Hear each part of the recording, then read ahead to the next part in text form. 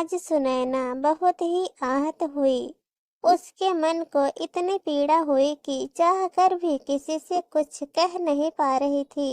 काम हर घर में होता है, कभी देर सवेर तो हो ही जाती है।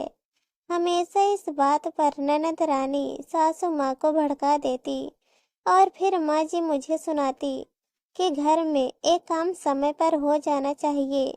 कभी कहती कि ये सब्जी इतना मसाला क्यों है, ये ऐसे नहीं बनाते। सब कुछ सुनैना सुनकर रह जाती। चलो मेरी ही गलती है। सुनैना की ननद अचानक ही कभी भी आ टपकती, जैसे बिन बुलाए मेहमान आ जाए।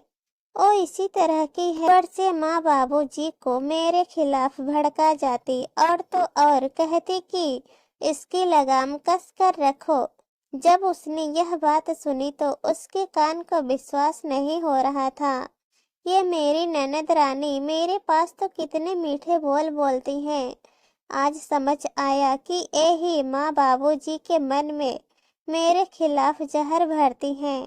आज रमेश जब दुकान से घर आए तो उसने सोचा कि दीदी की सब बातें बताऊंगी, पर सोचा कि ये मेरी बात पर विश्वास नहीं करेंगे, क्योंकि मेरी ननद रानी को बहुत पूजते हैं। उनका कहा उनके लिए पत्थर की लकीर है। फिर भी उसने कहा, अजी सुनते हो, क्या आपको मेरी बात पर भरोसा है? तब मैं आपको दीदी की एक बात बताती हूँ। तब रमेश ने कहा, मुझे दीदी के खिलाफ एक शब्द नहीं सुनना। वो कभी गलत हो ही नहीं सकती, न कुछ गलत कह सकती। इस तरह सुनैना की बात रमेश ने नहीं सुनी। अब सुनैना की आंखों में आंसू भर आए।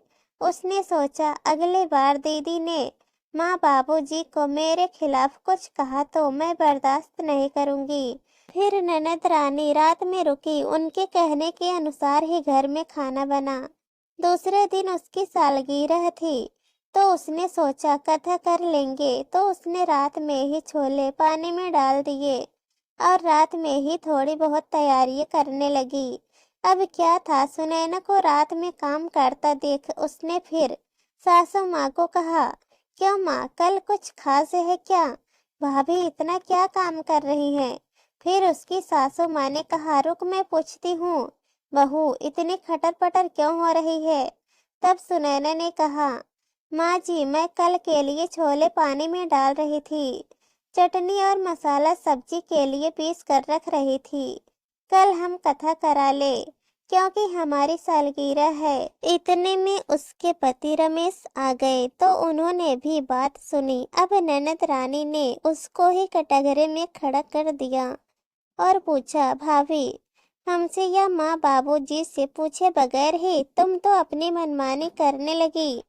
फिर सुनैना ने कहा, दीदी ये मेरा भी घर है, मुझे क्या करना है क्या नहीं ये आपसे हर बार पूछूं जरूरी नहीं। मैंने माँ जी को कुछ दिन पहले पूछा था, तब उन्होंने कहा कि जैसे करना है करो। मैंने हाँ ही समझी। अब तो बात का बतंगड़ बनना था। अब रमेश ने जब अपने कानों से सुना तब उसे यकीन हुआ कि कैसे माँ और बहन सुनैना पर सवार हो जाती हैं।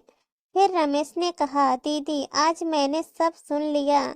मैं सुनैना को ही बोलता था दीदी कभी गलत नहीं हो सकती हैं, पर आज तो आप ही माँ को भड़का रही हो। उसे याद है कि कल सालगिरह है, पहले से तैयारी कर रही है तो क्या गलत है? ये घर भी उसका है, वो जो चाहे कर सकती है, यह हमारी फैमिली का हिस्सा है। अब मैं और रोक टोक बर्दाश्त नहीं करूँगा। आज सुनैना की आंखों में खुशी के आंसू बहने लगे। उसे लगा कि उसके पति ने उसके लिए बोला यही सालगिरह का तोहफा है, क्योंकि जब पति को बताने पर एहसास नहीं होता था, पर आज उन्होंने खुद सुना तो समझ में आ गया कि दीदी ही माँ को भड़काती हैं। अब उन्हें यकीन हुआ। आज ननद रानी की बोलती बंद हो गई। अब माँ भी कुछ नहीं बोल पाई, क्योंकि बेटे को अपने खिलाफ नहीं देखना चाहती थी।